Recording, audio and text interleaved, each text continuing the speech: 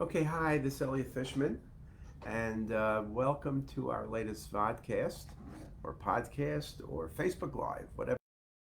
We're here, and it's August 31st, and the title of this one is The End of Summer. And I think for many of you who have kids, or many of you who are kids, um, you've started school. Some people started school last week, many people started school the last day or two. And some kids, particularly those in New York, start school next week. Typically, Labor Day was considered the end of summer. I remember when I went to school, we always started school after Labor Day. So Labor Day was that transition. When you used to be a busboy or a waiter in the Catskills, the summer ended on Labor Day. The Catskill hotels in those days, when they were successful, would close after Labor Day. Maybe they would open for the Jewish holidays or something, but most of them would close and they wouldn't open again till the following Passover or Memorial Day, depending how big the hotel was and how successful they were. So it was always a transition time. Friends you made over the past 3 months, who you were best friends with and had a great time working 12-hour days, are gone. Everybody's split up. Most of you will never see each other again, I can tell you, for the rest of your life. Whether it was romances or just friendships, they were great friendships, and like life moves on, and so people moved on, and you make some more friends next year. But it was always a great time of year. It was a transition. Um, a lot of popular songs, summer song, Chad and Jeremy, See You in September by the Tokens, The Boys of Summer by Don Henley. All songs talking about that transition.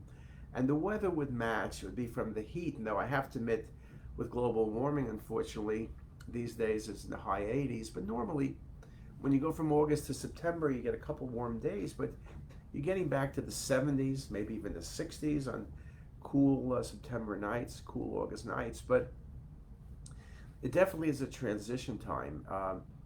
In the residency, we have our first year residents, been here 2 months. Our fellows been here 2 months. So people are getting more experienced. People have been traveling a little bit. The COVID thing is not at the top of people's minds, or maybe we've gotten a lot better at ignoring it. Probably that's the key. The new vaccines are coming, the ones that are really special for Omicron. Particularly, Omicron is about 97% of all cases. So if you got the 4 doses, the 4 vaccines before, to get a fifth dose would be a waste of time. Is these new doses, Pfizer and Moderna, are the key to really making this a big success. And hopefully we can prevent, again, being careful, being smart. At Hopkins, probably like many places where you are, I'm in my office alone, but if I'm in the reading room, we wear masks. The whole hospital, you wear masks. You can't eat together. There's no real meetings. I do my speaker series, it's remote. I do all of my conferences, it's remote. So it's still not back to normal by any means, but I am sitting next to the residents or fellows and checking them side by side. Um, but we're both wearing masks, and we tend to be careful and not do it for too long. So I have a cough, believe it or not, but I think it's like from a nasal drip or whatever you want to call it. But so I have this stuffiness you can hear, but it's not COVID, I promise. So, but also last time I looked, you can't catch COVID over the internet, which is kind of good. Though you never know, some people will say you probably can. The internet is how you spread germs, and it's a giant conspiracy theory. Perhaps people will say that. But I think it's an important time of year. I think it's this transition part. It's one more of the transitions of life. It's not the most major, don't get me wrong, but it's like a year passing. Those of you who are Jewish, you know that when the summer ends, the Jewish holidays, the Jewish New Year, the holiest days, the Jewish calendar come. At this point, you're making your RSNA reservations. You're thinking about winter break. You're thinking about submitting abstracts to the Rankin race, so maybe you can go to Hawaii come next April. There's a lot of things going on. That part is exciting. That part is very positive. We're starting our speaker series which we've done for 7 or 8 years at Hopkins. First speaker, Norm Beauchamp. Norm was a resident fellow faculty here. He's now the provost, or whatever you want to call it. His title is at Michigan State. He's going to be speaking about that. Whitney Zember is going to speak about the metaverse. And our latest speaker, Nathan Batash, I'm pronouncing it wrong, is going to speak to us about what we're going to see in AI over the coming year. So I think we're very excited about all of those things, and I'm finishing up speakers for the rest of the year. You may have seen, if you go online, JACR just published some of the articles from our speakers, and the most recent one yesterday was Dave Hellman, who's from Bayview, one of our few physician speakers, because he wasn't speaking about anything per se medical as much as that medicine's a public trust and we need to treat it as such. And Dave's an incredible guy. He gave an incredible talk, and it's an article well worth your time. If you go and you look on PubMed, we also had a couple other articles that came just in the last few days. This article by a company called Wealthy, not like money-wise, but healthy, wealthy, so you're well, by Lindsay Juris Rosner, talking about personalized help for the elderly and disabled, and the importance of that is people being able to manage with their lives, whether you're physicians or not. And we had a other talk that was published literally, and we put it online because JACR allowed us,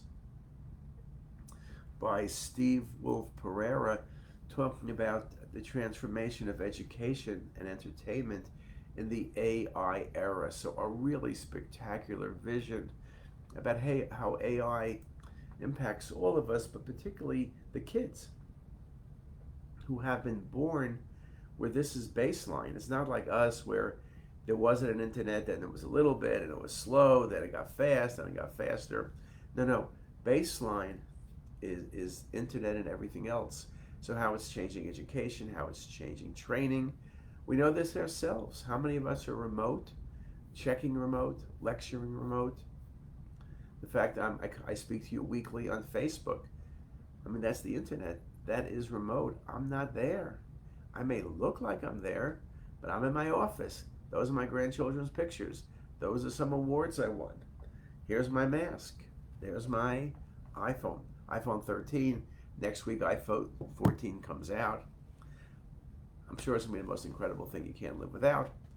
But, it's this changes. I think it's important to recognize change. I think all of us want to do better.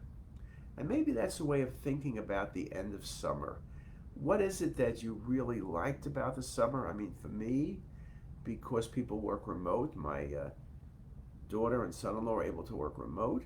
And so my grandchildren were here the month of July. They went to camp. It was like a real month in their life. It wasn't like visiting. That was wonderful. There's something about being able to work remotely. I can't argue about that. Again, we're training new fellows. We're working. One of the most exciting things we're doing now is we're working on AI with Microsoft on pancreas. I think very important work's going to come out of it. That's with all modesty, not because of us, but because Microsoft is putting massive resources behind us with people, and everything is people. It's not machines. Yes, we'll have the cloud, and we'll have an Azure cloud, and we'll have everything else, but it's the people that are going to make a difference. So we're very excited, pushing early detection of pancreatic cancer and understanding of pancreatic cysts. Those are all things that we are doing, and I think it's very exciting as we go along. Now let me look at my list here. Who's saying hello? Nafsika, I hope I didn't pronounce the name wrong, who's at Sweden. Great place to be, I'm sure. And Venus Gemini, I don't know where they're at. I know a lot of you log on when we give the talks. 12, this is 11 o'clock this week because I have to give 12 o'clock conference today. I do every week, and then I do quiz you guys every third Thursday of the month. So that's where I get the cases from, because I quiz the faculty and then we go from there. But I know a lot of you will log on after. If you have any questions, thoughts, comments, ideas, suggestions, please feel free to leave them and I'll try to answer them. But again, tomorrow's September. You can't argue with the calendar. There's no turning back. So we hope you had a great summer. We hope what's left of the summer, there still really is 3 weeks. The summer doesn't end till the 21st of September. So we hope you have a great 3 more weeks. Hope you have a great Labor Day. I know a lot of people are away. Every email I send that keeps bouncing back that, hey, I'll be back the 5th or 6th of September. So whether you're here or there, whether you're near or far, we wish everybody the best. And we hope you have a great day, a great Labor Day weekend, and a wonderful September. And with that, I'll speak to you later. Bye, guys.